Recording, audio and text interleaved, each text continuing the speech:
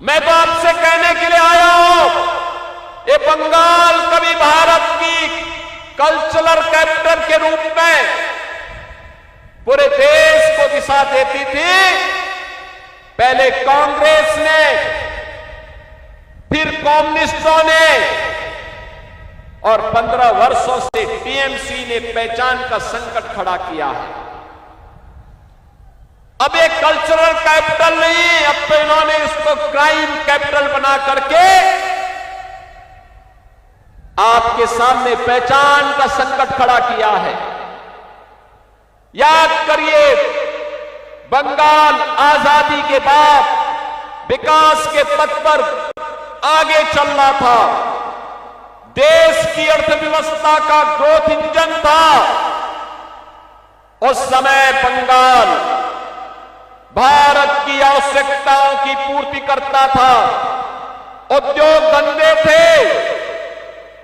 एक economic leader के रूप में बंगाल की तूती बोलती थी। नौजवानों के लिए नौकरी भी थी तो रोजगार भी था।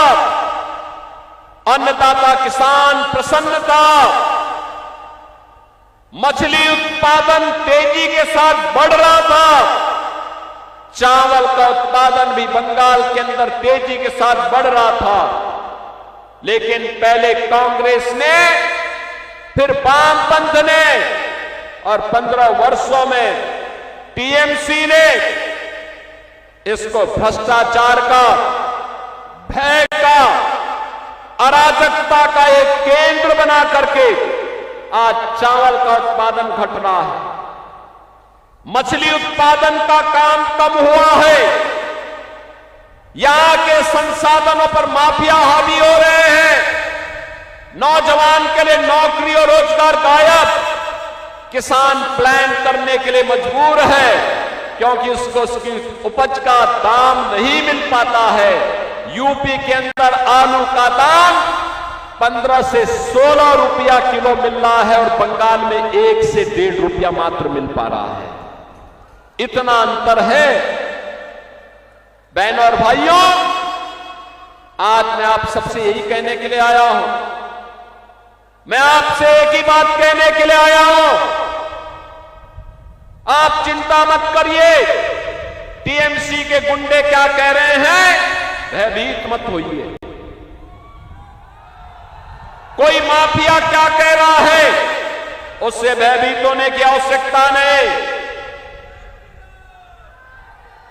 कोई मौलाना क्या पक रहा है, उससे चिंता करने की आवश्यकता नहीं। आने दीजिए डबल इंजन की बीजेपी की सरकार को। ये सभी आपकी चाटुकारिता करते हुए दिखाई देंगे। आपके लिए बंगाल की सड़कों पर झाड़ू लगाते हुए दिखाई देंगे ये सभी लोग। और इसलिए चिंता करने की आवश्यकता नहीं। देखो ना, यूपी में कितना परिवर्तन हो गया। वहां किसी सड़क पे कोई नमाज नहीं पढ़ सकता, नहीं पढ़ सकता।